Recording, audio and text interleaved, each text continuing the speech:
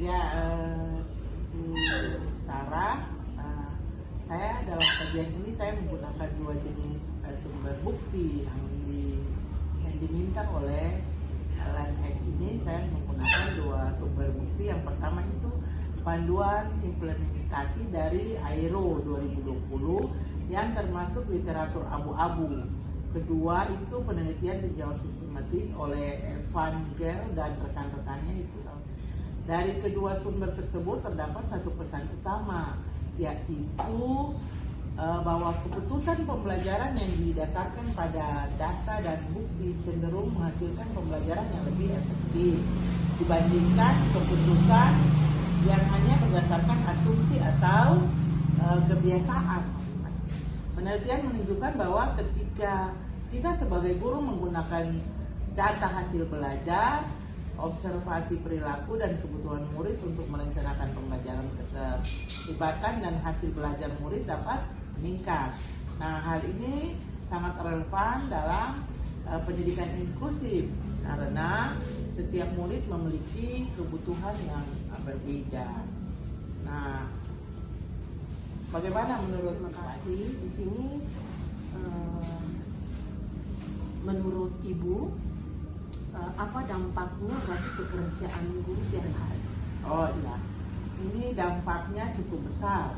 Misalnya jika kita menemukan hasil asesmen bahwa beberapa murid mengalami kesulitan memahami instruksi, kita dapat menyesuaikan metode pembelajaran dengan menggunakan media visual, contoh konkret atau pendampingan tambahan. Selain itu, penelitian yang menunjukkan bahwa penguatan positif lebih efektif dalam membangun perilaku yang diharapkan dibandingkan hanya memberikan hukuman. Nah, dengan demikian, guru dapat lebih fokus pada pemberian persepsi terhadap perilaku positif yang ditunjukkan oleh murid.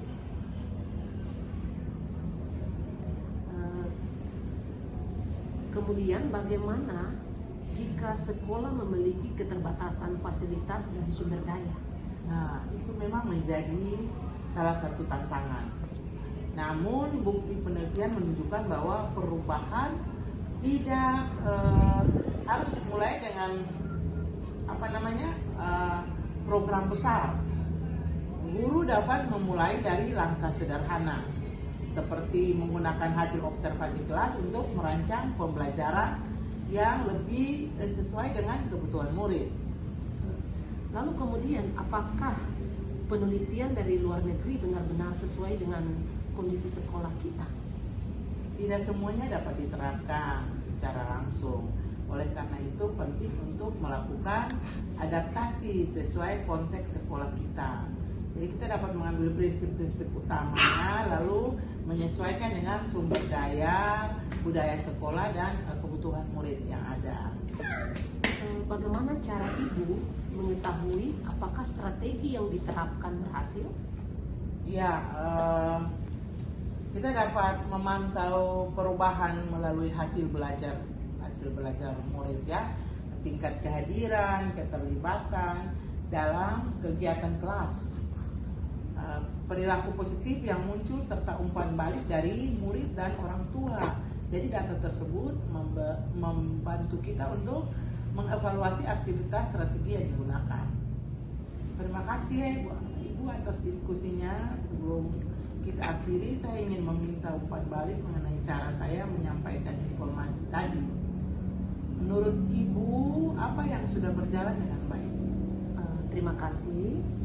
Kalau menurut saya, penjelasannya sangat jelas, runtut dan mudah dipahami.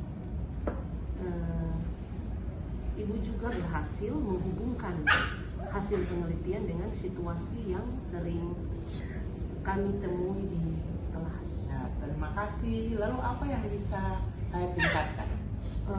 Mungkin dari saya akan lebih menarik jika ditambahkan contoh kasus nyata dari sekolah atau pengalaman langsung di kelas. Selain itu, penggunaan grafik atau gambar sederhana juga dapat membantu memperjelas informasi. Terima kasih atas masukannya. saya akan mencoba menambahkan lebih banyak contoh praktis yang menggunakan media visual pada kesempatan berikutnya. Saya sangat menghargai waktu dan masukan yang Ibu berikan. Diskusi ini membantu saya memahami bagaimana menyampaikan bukti penelitian dengan lebih efektif kepada rekan-rekan.